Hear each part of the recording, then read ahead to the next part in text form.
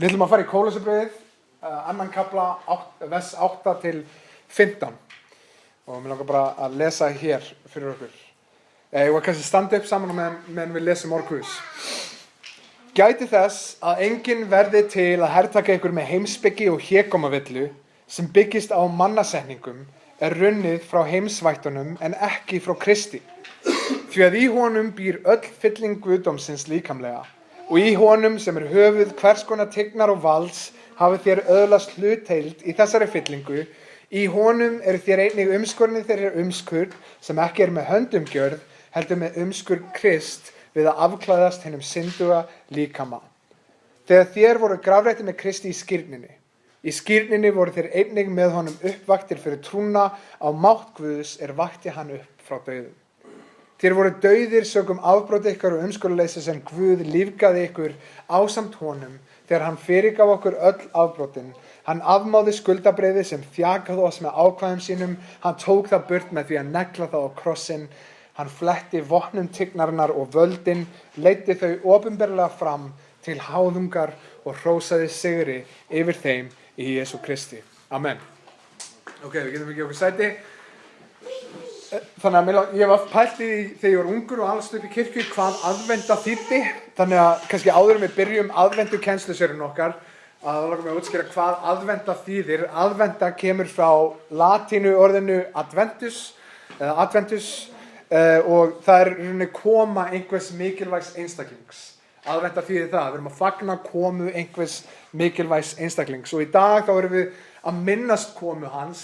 Það að segja að hann fæddist inn í þennan heim og mér langar að hafa þá á hreinu að 25. desember ekki fæðingardagur frelsarans, heldur það dagur þar sem við fögnum fæðingu frelsarans. Við vitum ekki nákvæmlega hvernig hann fæddist, en 25. desember þá fögnum við því að frelsarinn kom til okkar. Þannig að yfir jólin þá minnistu þess að aðventa Jesú Krist átti sér stað að hann kom, þessi mikilvægasti einstaklingur sögunar mættur á svæðið. En við væntumst líka eftir því að hann komi aftur til að ná í okkur, til að sækja sína kirkju og einn daginn þá munu þjáning okkar taka enda, þá mun synd taka enda, þá munu tár okkar vera þurrkuð og af Guði sjálfum og hans náð. Þannig að í næstu 4 vikur þá langar mig að við pælum aðeins í komu Jesú Krist, komu frelsar okkar. Og mér langar svona bara yfir hvernig næstu 4 vikur líti út. Þannig að á seinustu vikunni þá ætlum við að tala holgun Guðs, af hverju var hann nauðsynleg, af hverju þurfti Guð að koma til okkar. Ég ætla að tala líka fæddur meðal dýra en æðri konungum, hvað segir það okkur að hann var fæddur í jötu á öllum stöðum, tilkynntur til fjárhirða en var frelsari mannkynsins, þannig að við langar að eiga eina viku hvað það þýðir fyrir okkur, af hverju var tilkynnt komu Jesú Krist og fæðingu frelsara okkar til fjárhirða í Haga. Og í dag þá langar mig að við pælum í holgun Guðs og hvaða fordæmi okkur gefið í því að hann kom og hvernig hefur það áhrif og hvernig ég horfi á mitt daglega líf.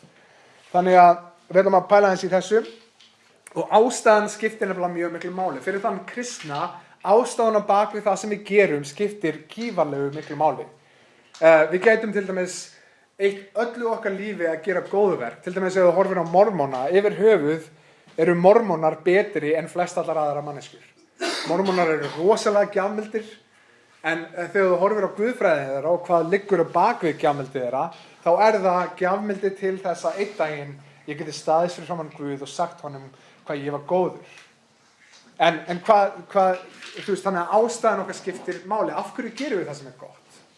Og af hverju gerum við ekki það sem gott? Og ég man, það var eitt dæmi þetta, það sem að ættingi í fjölskyldunni minni var að segja mér frá nýrri uppeldisaðferð sem hún var með og það var að umbuna eða verðlauna börnunum sínum fyrir hvert einasta verk sem þau gerðu. Þannig að hún var, þú veist, nennirðu að taka til í skápnuðinu eða taka til í herbygginu eða hvað það og svo þegar þau voru búin þá fengu eitthvað nammi eða sleikju eða eitthvað svona. Og hún sagði, hún var að tala við mig og segja hvernig þetta væri algjörlega búið að breyta sambandu hennar við krakkana sína þegar voru loksins farin að hlýða og svo framvegis. Svo man ég nokkrum mánuðum seinna, þá heyrði ég hann að tala og hún var ekki að tala með mig, heldur aðra manneskju og þá var hann að tala hvað þetta kerfi var búin að eyðileggja allt á bakvið við uppeldisfræðina. Út af því að núna, áður en að krakkarnir gerðu eitthvað, þá hugsuðu fyrst og spurðu fyrst hvað fæ ég í staðinn. Þannig að núna var það Hei, getur þú raðað skónum? Já, hvað fæ ég fyrir það? Fæ ég steikju eða nammi eða... Þannig að þau vildi ekki gera neitt lengur nema að fá eitthvað fyrir það og þannig að þetta kerfi var orðið eitthvað svona skrýmsli sem hún var búin að skapa og var algjörlega búin að rústa ástæðuna bak við öllu því sem þau gerðu, þessi krakkar. En í dag þá horfum við á fordæmi Jesú Krist og hvernig hann gefur okkur nýja ástæðu á bak við allt sem við gerum. Þannig að hann breytir hugafar okkar að koma hans ekki bara að við erum að fagna koma hans, heldur með komu Jesú Krist þá fögnum við því að við höfum ástæðu til þess að elska eins og enginn annar í þessum heimi hefur ástæðu til þess að elska. Þannig að ástæðan á bak við allt sem við gerum og hugsanir okkar, góðverk okkar breytist algjörlega við komu Jesú Krist. Þannig að hvaða fordæmi okkur skilið eftir. Nú áður en að Jesús sprettur fram á sjónarsviðið, þá eru faríseanir með völdin, í trúarvöldin. Þeir eru svona aðalgæjanir. Ef þú horfir á faríseana, þá eru þeir svona gæjanir sem að þú myndir hugsa, þetta eru bókstaflega trúaðir gæjar. Ef þú vilt vera heilagur, þá ertu svo faríseanir sem tóku reglunar mjög alvarlega. Og í Gamla testamentinu þá eru 613 reglur og þeir gerðu það að sínu markmiði að reyna að halda allar reglunar fullkomlega, þannig að Messías myndir koma aftur og drepa Rómverjana. Þannig að faríseanir voru með þessa brengluðu hugmyndareglunum að þeir voru að horfa á reglunar til þess að einn daginn getur sagt við Guð, sjáðu hvað þú átt góða farísea hérna niðri. Einn daginn vildu við standa fyrir fram á Guð og segja, sjáðu hvað við vorum góðir. En það sem við sjáum í Biblíunni, það sem við sjáum þegar Páll skrifar til dæmis, að ástæðan fyrir lögmálinu ekki svo að ég geti staðið einn daginn fram fyrir Guð og sagt, sjáðu hvað þú ert heppinn að hafa mig á Íslandi, sjáðu hvað ég var góður, sjáðu hvað ég gaf mikinn pening eða hjálpaði mörgum gömlum konum með póka út í bíl eða hvað það er. Heldur ástæðan á bak við lögmálið að sýna að ég get ekki haldið það. Hefur einhver feilað á lögmálinu hingað til? Bara Jóhanna og... Nei, ok, alveg fjórir. Alveg fjórir? Vá, ég held að vera með heilum kirkja.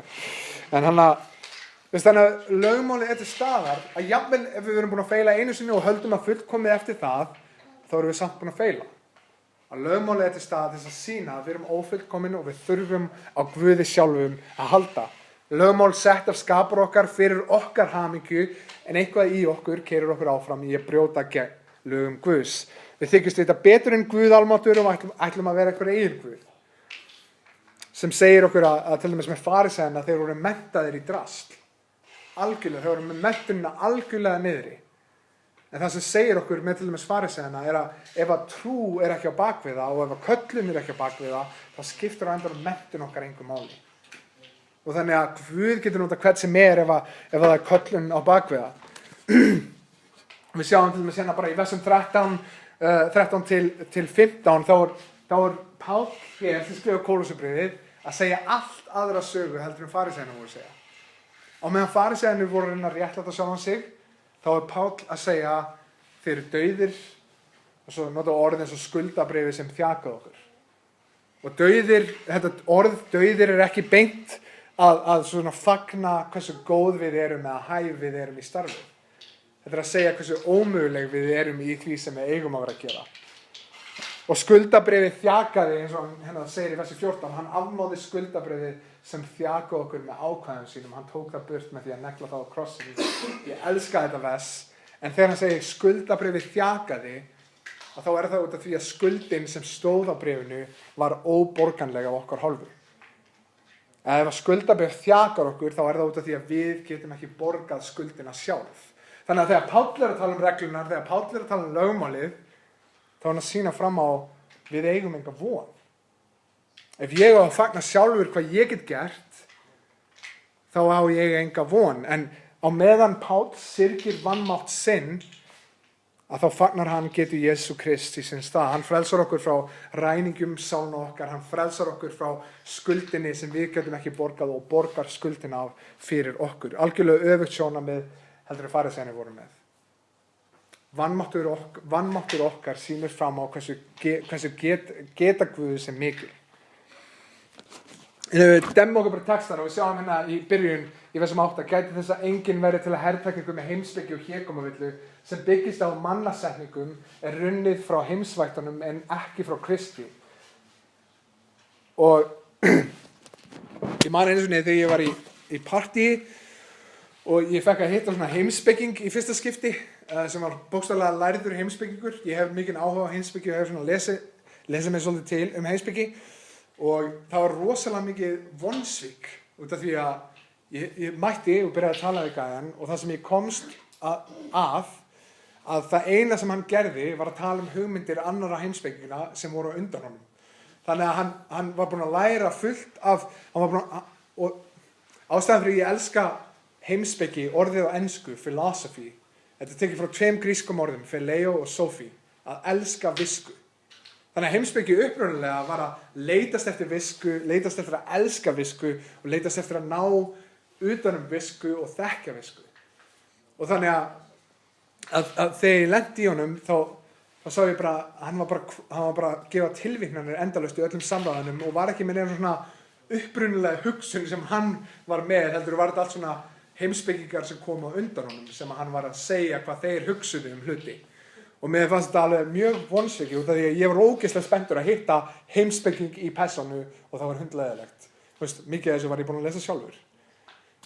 Og mér líður eins og heimspekin í dag sé svolítið eins og Hollywood í dag. Hefur einhverju liðið eins og Hollywood sé bara búnir með hugmyndinar? Svona, þegar þú horfir á Fast and the Furious 18 kom út eða eitthvað, það er bara svona, er ekkert annað að gerast í Hollywood? Við sjáum, ég var að hugsa út í þetta þegar ég var að pæla í þessu punkt, kannski eitt aðeins og miklu tíma að pæla í Hollywood, en það er Jurassic Park að koma út, til dæmis, hver hélt að það væri löngu dautt? Ég hélt að það væri löngu dautt, allavega, ég og Dagur, en þeir eru búin að endurlífga það, James Bond, Star Wars, Star Trek, Mission Impossible, Terminator, Transporter, það er allt myndir sem svona löngu búið að gera þetta og svo bara svona, gerum þetta aftur, út af því að við erum ekki með neitt annað þess að gera. Og mér líður eins og heimspekin í dag sé rosalega eins og Hollywood í dag og það er á leiðinni alveg Ghostbuster, Independence Day eru að koma út, vissuð það, Blade Runner, Legend of Conan, Top Gun, það er allar þessar myndir sem eru eldgamlar og eiga að vera dauðar, einhvern veginn að koma aftur sem svona zombies, og gefa þeim nýtt líf og en mér líður eins og heimspekin kennir í dag ekki lengur að leitast eftir visku, heldur að læra fólk sem var að leitast eftir visku. En líklegast er heimspekin orðin svona í dag út af því að í gegnum árin hafa menn verið með ógeðslega margar pælingar. Þú getur bókstaflega eytt öllu þínu lífi í að pæla í pælingum annarra manna. Að það er svo mikið af hugmyndum og þvælu að þú getur eytt öllu þínu lífi í að sitja í einhverjum sófa og pæla. Er þetta raunveruleiki? Er það sem ég sé blátt hjá okkur öðrum? Er þetta allt bara major conspiracy? Hvað er að gerast? Þú getur eytt öllu þínu lífi í að pæla í hugmyndum sem aðrir menn hafa komið með. Þú getur eytt allri þína ævi í að dýfa þeirri hugmyndafræði undanfarna spekinga. Og heimspekingar, þeir vitna núna í dag í gamla heimspekinga, en í dag það sjáum við að það er alltaf ný hégómavilla að koma sá. Það er alltaf nýjar mannasetningar að koma sá. Alltaf er maðurinn einhvern veginn að læra að upphefja sjálfan sig og íta Guð út myndinni. En öll heimspeki og mannasetningar eru ekkert nema hégómavilla ef að Jesús Kristur er ekki í miðjunni á þessu. Og hégómavilla, orðið hégómi fyrir innantómt. Að þú getur verið með alls konar góðar hugmyndir, þú getur verið svakalegan orðaforða, þú getur verið ógeðslega góður í að tjá þig, en ef að hugmyndir þínar og hugmyndafræði hefur ekki með Jesú Krist í miðjunni á sér, þá er það innantómt. Þú getur eytt öllu þínu lífi í að pæla í því, en við enda lífs okkar, þá komumst við að því að þetta er innantómt. En svo kinderegg. Man einhver eftir bara vonsvikinu við að opna kinderegg í fyrsta skipti. Og ég var kannski svolítið gamall þegar ég fekk kinderegg í fyrsta skipti. En ég man að ég fekk kinderegg og svo var það bara svona smá súkkulaði og svo okkar drasl inn í þessu. Og þannig er oft með hégómavillur og mannasetningar í dag, heimspekina í dag, hugmyndir sem við getum pælt í endalaust, en á endanum innantómt eins og kinderegg. Alltaf er maðurinn að læra að upphefja sjálfan sig. Vinsæl, til dæmis nútíma hégómavilla er þessi að við erum góð. Við getum reddað okkur sjálf. Að maðurinn er í rauninni bara vera sem er góð vera en gerir slæma hluti annars slagið. Við lifum ekki fyrir það að líkast Guði, heldur að vera okkar eigin Guðir og í hjarta boðskaps komu Jesú Krist til okkar er þessi setning við erum ekki nóg. Ég ekki nógu góður, að þú ert ekki nógu góður. Ekkert okkar var nógu góður. Þannig að í hjarta þess að Guð kom til okkar þessi boðskapur að Guð kom í okkar stað því við vorum ekki nóg. Þannig að þetta fer á móti öllum svona vinsælum kenningum nútíma mannsins. Og þessi boðskapur væri ekki nema fyrir vanmátt okkar til að vera eigin frelsarar. Þrátt fyrir hryllinginn sem maður framkomið, þá einhverju ástæðu hefur við tilhæfulaust og ástæðulaust sjálfstraust í manninum. Ég veit ekki af hverju, en við fögnum hversu maðurinn æðislegur. Þegar við sjáum hvað við getum verið duglegir að drepa hvort annað, þegar við sjáum hvað við getum duglegir að vera að hata hvort annað fyrir eitthvað heimskulegt og húðlitur eða við tilheyrum öðrum ættbálkum eða löndum, við erum mjög góð í að finna ástæðu til þess að drepa hvort annað. En að einhverju leyti mikið að hégómavillum og mannasetningum í dag sett á stað og það ástæðulausu verið að upphefja manninn og við vitum ekkert af hverju. Þegar hæfni mannsins fagnað þá eykst hryllingur. Við fögnum hversu æðisleg við erum þrátt fyrir að engin ástæða sé til þess. Og koma Jesú Krist beint á móti þessari mannasetningu. Í komu hans þá fögnum við hans hæfni. Að hann var nógu góður. Að við vorum ekki nógu góð. Við versum 11 og 12, ef við höldum áfram, í honum þeir eini umskurinn fyrir umskur sem ekki með höndum gjörð heldur með umskur Krist við að afklæðast þeim syndu og líkama. Þegar þeir voru grafreitin með honum með Kristi í skírninni voru þeir einni með honum uppvakti fyrir trúna og máttuðus vakti hann upp frá dauðum. Og við sjáum hér að í komu Jesú gerast hlutir sem engin heimspeki eða mannasetning getur gert. Í komu hans þá díla við sjúkdóminn, díla við krabbameini sem synd. Að við sjáum á meðan heimspekingar og mannasetningar ýta undir tilhæfulaust sjálfstraust í okkur sjálfum, að þá koma Jesú Krist og bendir á að við erum ekki nógu góð. Þá kemur Jesús og sýnir að það raunverulegu sjúkdómur sem það að díla við og að sá sjúkdómur, svo synd og í krossi Krist lækning. Myndlíking sem hann notar skírn.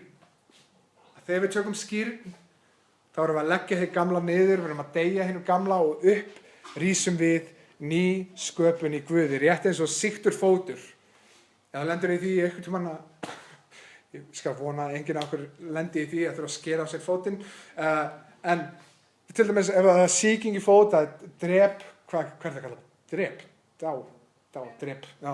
Ef það drep í fótinum, þá ef þú leyfir fótnum bara að dingla af og hann bara dauður, og þá breiður það úr sér þangað til að það tekur yfir líffærið þín og drepur þig á endanum. Ef þú er komið drep í fótinn eða sýkingu í fótinn, þá þarf að höggva fótinn af til þess að drepa sýkinguna. Og þessi mynd hérna af skírninni í rauninni svolítið svona. Að í skírninni þá verið að höggva af það sem að drepa okkur, það sem að kæfa sál okkar, og þannig skírnin mynd upp á okkar náttúrulega eðli skorið af og upprís nýsköpun umvafin í Kristi. Og ef við horfum áfram í 13-15, þeir voru dauðir sökum afbrot ykkur umskurðleysis en Guð lífgaði ykkur ásamt honum þegar hann fyrirgaf okkur öll afbrotin. Hann afmáði skuldabréfið sem þjakaði oss með ákvæðum sínum, hann tók það burt með því að negla það á krossinn, hann fletti vopnum tignarinnar og völdin, leiddi þau opinberlega fram til háðungar og hrósaði sigri yfir þeim í Kristi. Við sjáum að mynd af Guði komin til að drepa krabbamein okkar og uppfylla skilyrði sem við gátum ekki uppfyll, borga skuld sem við gátum ekki borga. Guð sjálfur, æðri öllum mönnum, kemur ekki til að láta þjóna sér, heldur kemur hann til að þjóna og gefa líf sér sem lausnargjald fyrir okkur, eins og Markus 10 segir. Og í því fordæmi sem fer gegn allri visku heimsins. Við lifum í heimi þar sem fólk vil ekki líkast Guði, það vil vera Guð. Oftar en ekki fylgir þeirri hugsun að safna viðurkenningum, að fá klapp á bakið, fá hrós frá fólki, fá dýrð fyrir sjálfan sig, án þess að eiga nokkuð af því skilið, en hér kemur sá sem á alla dýr skilið og hann tekur sína dýr með allt öðruvísi valdi heldur en við getum ímyndað okkur með því að gerast þjónn af öllu. Sá sem æðri öllum á jörðinni gerist þjónn sköpuna sinnar. Heimurinn horfir á krossinn og það hugsa kannski að þetta ósigur, Af hverju í ósköpunum myndi Guð gera þetta? Það hugsar Guð að stíga inn í sköpun sína, er það ekki ósigur? En í gegnum þessi verk að sjáum við fordæmi sem sýnir hversu verðugur Kristur er. Og eftir þessu fordæmi þá leitumst við eftir að lifa. Sigur Krist og sigur fylgjanda Krist, sigur kirkjunar, kemur með öðru móti. Og það sem að ég ímynda mér, og það er einn góð setning sem Catherine var að deila í vikunni á Facebook, er það sem sjokkerar okkur við Guð er á endanum þegar við leitum í hjörtu okkar og við sjáum hversu heilagur Guð er og hversu syndug við erum. Ef við leitum nógu mikið og nógu djúpt í rætur á hjörtunum okkar og við pælum í hversu heilagur hann er, hversu syndug við erum, þá er það á endanum ekki reiði Guðs sem sjokkerar okkur. Það er það að hann kom og gaf okkur náð. Af hverju skyldi hann koma? Og ef við látum okkur í það spil að við séum Guð og við séum almáttur, fullkominn heilagur og sköpun okkar vill ekkert með okkur hafa, við séum búin að setja reglur þar sem hamingja þeirra er innifalin og þau segja við vitum betur og eyðileggja sjálfan sig, myndum við ekki koma með reiði? Og hugsun nútímans er rosalega mikið það af hverju ættum við ekki koma inn með reiði, en þegar Guð kemur, þá kemur hann fullur náð og fullur sannleika. Hann kemur ekki til að segja okkur að við séum allt í góðu í hvernig við lifum, heldur kemur hann og segir okkur sannleikann að við þurfum á frelsara að halda, en hann kemur ekki til þess að eyða, hann kemur til þess að frelsa. Og fordæmi Krist er algjörlega einstakt. Ef við sjáum og trúum þessu verki, þá kallar það á einstaka kirkju. Við sem hans fólk, ef að þetta er sá meistari okkar, ef að þetta er sá sem stjórnar hegðun okkar, ef að hann er sá sem er yfir lífum okkar, þá kallar það fram á það að líf okkar sé einhvern veginn öðruvísi. Ef að fordæmi sem við höfum í Kristi er fordæmi sem við mótum líf okkar eftir, þá kallar það á öðruvísi líf heldur en heimurinn hefur upp á að bjóða. Kallar það fram á það að kirkjan á að vera öðruvísi samfélag. Fólk að lifa einstökum lífum, lifandi fyrir aðra menningu, fyrir annað ríki, fyrir dýrð Jesú Krist. Og þegar við sjáum hversu öfgafull ást Guðs er til okkar, þá kallar það fram á öfgafullt svar. Það kallar fram á að við svörum þessari köllun Guðs með því að segja Guð, hér er mitt líf. Þegar Guð kallar okkur, þá er hann ekki að biðja okkur að stúdera guðfræði eða þekkja ykkur kenningar. Hann er ekki að kalla okkur til þess að gefa eitthvað á peningum okkar. Hann er ekki að kalla okkur til þess að gefa eitthvað á hugsunum okkar. Hann er ekki að kalla okkur til sín til þess að við getum farið með bænir. Heldur vill hann hjarta okkar. Að öfgafull ást Guðs til okkar kallar fram á að við svörum með því að leggja niður líf okkar. Og þegar við komumst í snertingu við þessa brennandi ást, hvernig í ósköpunum getum við orðið hálfvolk? Kannski ekki góð viðlíking, en ég var að elda kjúkling í vikunni og ég var svolítið paranoid að eyðileggja hann. En við erum kjúklingurinn og ást Guðs er ofninn. Hvernig getum við verið á 500 gráðum í 10 klukkutíma og ekki breyst? Hvernig getum við ekki brunnið í þessari ást? Þegar við mætum ást Guðs til okkar, hvernig getur það ekki breytt okkur? Hvernig getur það ekki haft raunverulega áhrif á okkar líf? Eins og Friðberg segir alltaf, að segja ég hef fundið Krist, en lífið breytist ekki, en eins og að segja ég lendi fyrir lest, svo labbaði ég upp og gekk áfram. Það gerist ekki. Ef þú lendir fyrir lest, þá ertu alvarlega dauður. Þegar við lendum í ást Guðs, þegar við sjáum þessa ást, hvernig getur það ekki haft áhrif á okkar líf? Hvernig getum við staðist brennandi ást Guðs? Og þú veist, ég ímynda mér, ég pælaftast í þessu, ég fatt ekki alveg hvað liggur á bakvið það þegar fólk segir ég er búin að vera kristinn í 10 ár en ég kannski ekkert búin að vaksa í trúnni allan þennan tíma. Ég er ekkert búin að lesa eða þú veist, ég er ekkert búin að líður ekkert eins og ég sé einhvern veginn dag nær Guði heldur en ég var í upphafi. Og spurningin er þessi fyrir okkur, þegar við sjáum þessa ást, þegar við sjáum náð og miskunn Guðs, hvernig getur það ekki haft áhrif á hvernig líf okkar lítur út? þegar við sjáum þetta fordæmi og við erum fólk sem segjum þetta er mitt fordæmi, þetta er minn konungur, eins og vídeóið sem Evelyn var að deila á hann, þetta er okkar konungur, þetta er svo sem við leitumst eftir að líkjast, hvernig í ósköpunum getur líf okkar ekki breyst þegar við minnumst þess að Guð kom til okkar. Og ég man einu svona, og ég var bænastundu á föstudaginn og þá man ég eftir, myndist ég þessa vers, Matthews 6, 14-15. Og ég ætla bara að lesa versi, það segir hér, eftir fyrirgefið mönnunum misgjörðir þeirra, þá mun og faðir ykkar himneskur fyrirgefa ykkur, en ef þeir fyrirgefi ekki öðrum, mun faðir ykkar ekki heldur fyrirgefa misgjörðir ykkar. Og ég man að það var einn tímapunktur í lífinu þar sem ég var að spyrja með spurningunni, erum við raunverulega frelsuð bara fyrir trú?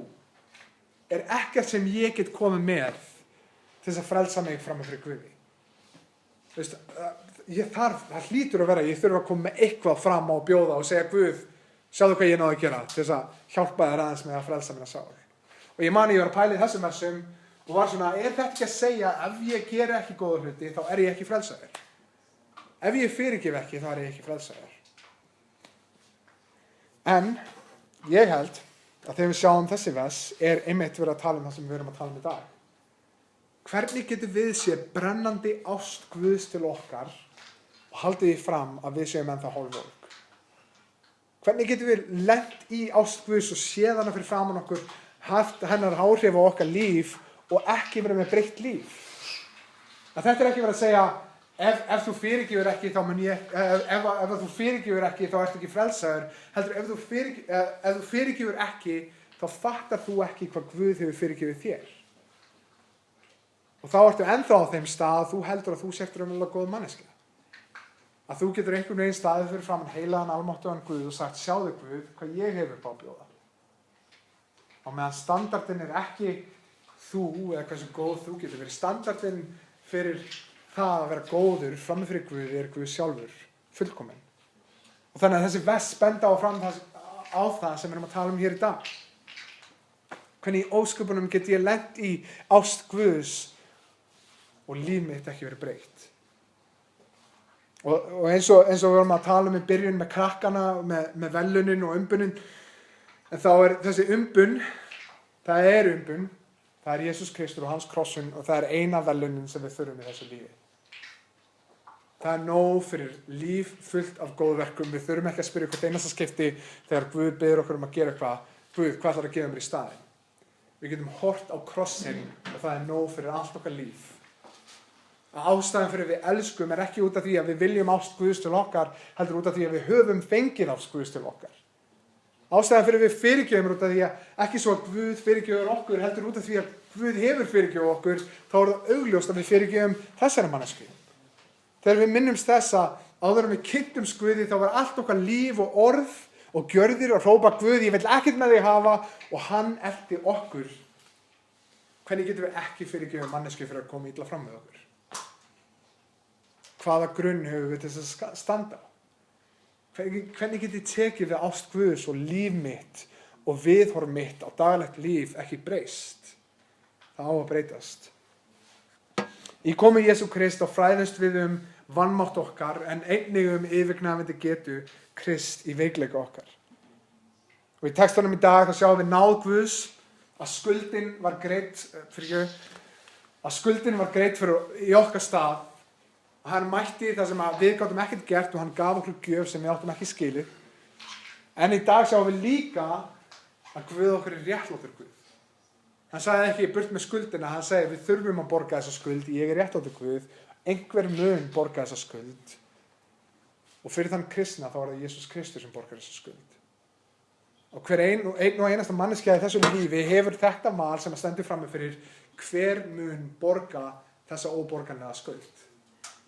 Mun Jesús Kristur borga með því sem hann gerði á krossinum eða mun þú borga með því að vera dæmdur á Guði? Það er það sem við stöndum frammi fyrir.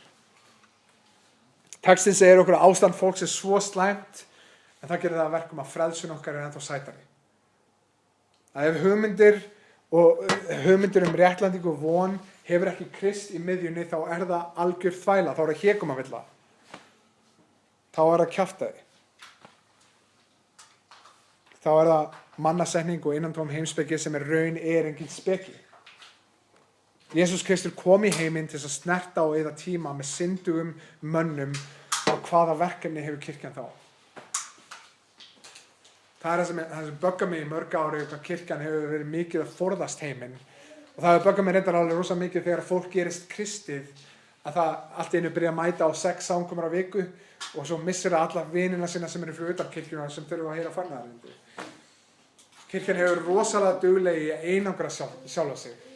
Og við viljum okkar góðu tónlist, við viljum þægilegt húsnæði, við viljum eiga okkar þægilega samfélag, en fordæmi okkar er Kristur og hvað gerði hann?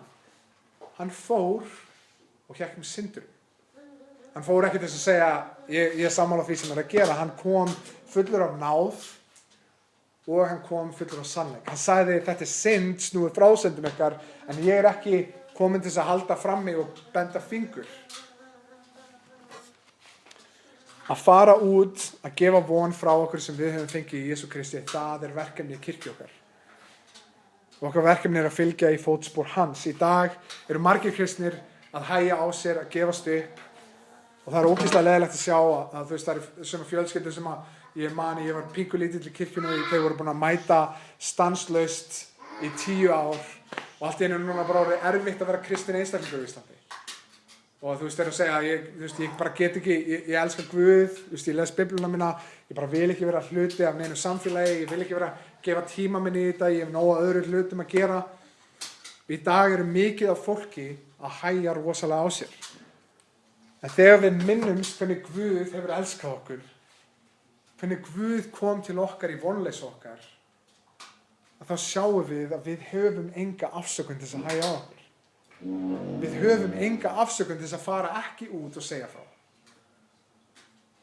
Ég er rosa hræddur um það og ég vonast eftir því að við megum ekki vera kirkja. Ég er ógeðslega þakklátur fyrir það. Mér líður eins og við sem kirkja sem pælir rosalega mikið í guðfræði, predika fagnaðarerindið, hafa kenningar á hreinu, hafa guðfræði á hreinu. En við getum dottið auðveldlega í þann pitt að þetta verður allt bara hugmyndir sem verði ekki að neinu. Okkar verkefni er að fara út, þessi heimur er að deyja og við erum með boðskap lífsins. Í Jesú Kristi þá höfum við fordæmi en þá höfum við ástæðu á bak við allt sem við gerum. Ekki til þess að öðlast ást Guðs, heldur út af því að við höfum fengið ást Guðs nú þegar. Ef það er einhver tími fyrir kirkjuna þess að vera kirkjan í íslensku samfélagi, þá er það í dag. Og meistari okkar, hann þjónaði okkur og við leggjum niður okkar líf fyrir aðra. Hver sem týnir lífi sínu sakir nafns míns mun finna það, eins og Matteus 16 segir. Í að fylgja fordæmi Krist lifum við því sem við erum sköpuð fyrir og í því finnum við raunverulegt líf því að þetta er það sem við erum hannir fyrir. Og mér langar að enda bara á þessu, Filippibréfið 2. Bara að lesa þessi vers og þetta eru mögnu vers hver Jesús Kristur var og hvert fordæmi okkar er. Segir hér, gjörið ekkert af eigingirni eða hégómagind. Verið lítillátir og metið aðra meira en sjálf ykkur. Lítið ekki aðeins á eigin hag, heldur einnig annarra. Verið með sama hugafæri sem Jesús Kristur var. Hann var í Guðs mynd en fór ekki með það sem þeng sinn að vera Guði líkur. Hann svipti sig öllu, tók á sig þjónsmynd og varð mönnum líkur. Hann kom fram sem maður, lagði sjálfan sig og var hlýðinn allt til dauða, já dauðans á krossi. Fyrir því hefur Guð hátt upp hafið hann og gefið honum nafnið sem hverju nafni er æðra, til þess að fyrir nafni Jesú skuli hvert hné beygja sig á himni, jörðu og undir jörðu og sér hver tunga játi Guði föður til dýrðar, Jesús Kristur er drottinn. Þannig að í fordæmi Jesú Krist þá höfum við enga afsökun til þess að elska ekki. Í fordæmi Jesú Krist þá höfum við enga afsökun til þess að fyrirgefa ekki, því að hvað sem þú þarft að fyrirgefa öðrum þá er Guð búinn að fyrirgefa þér meira í Jesú Kristi. Og þannig breytist ástæðan bak við allt sem við gerum. Við leitumst ekki eftir verðlaunum og umbun frá Guði fyrir hvert einasta góðverk sem við getum út af að við fengið það allt í Jesú Kristi á krossinum. Við þurfum ekki meira. Og í þessari, þetta er upphaf fagnaðarins þegar það er sýnilegt. Hér er Guð almáttugur kominn til jarðar sem barn. Það er þessi tími árs þar sem við fögnum því að hann fæddist inn í þennan heim, að Guð kom til okkar þegar við vorum dauð í syndum okkar. Og það var fyrst sýnilegt þegar hann fæðist inn í þennan heim og kemur sem barn. Þannig að yfir þetta tímabil þar sem við fögnum því að hann kom, skulum við minnast þess að við höfum aldrei afsökun til þess að elska ekki. Við skulum syngja saman. Ég ætlaði að reyna að gera eitthvað. Ég fattaði að ég byrjaði að syngja, þetta var svolítið þung lög sem vorum að syngja þetta. En ég ætlaði að reyna að gera eitthvað jólalag en kom svo að því að ég er ekki það góður í gítar. Þannig að við ætlum bara að syngja góð lög sem er í rauninni, hvað er ekki jólalög? Ef við erum að fagna komið frelsar okkar, þá er það jólalög og mér langar að við syngjum þetta lag Come to Me. Og við minnumst þess að í þessari viku, yfir jólin, að það sem öryggi okkar er, það sem von okkar er að finna, það er í því sem að Jesús Kristur hefur gert. Og ef okkur vantar afsökun til þess að elska annað fólk og fyrirgefa öðru fólki, að þá leitust við ekki lengra heldur en Jesús Kristur. Hann hefur gefið okkur enga afsökun til þess að fyrirgefa ekki og elska ekki. Sem ég veit að er ógeðslega erfitt. Og ég veit að það eru margar persónur í okkar lífi sem einhvern veginn vita bara nákvæmlega hvað á að segja og hvað á að gera til þess að pirra okkur, til þess að gera okkur brjáluð. Ég er með þannig kannski makar okkar. Og ég veit að það er auðveldra að segja en að gera það. En please, megum við vera kirkja sem segjum ekki bara, við föttum ást Guðs til okkar en það hefur engin praktísk áhrif á okkar líf. Megum við raunverulega í því þegar við finnum reiðina koma yfir okkur, brjálæði koma yfir okkur, megum við horfa til Guðs út af því að í honum þá breytist ástæðan á bak við allt sem við gerum.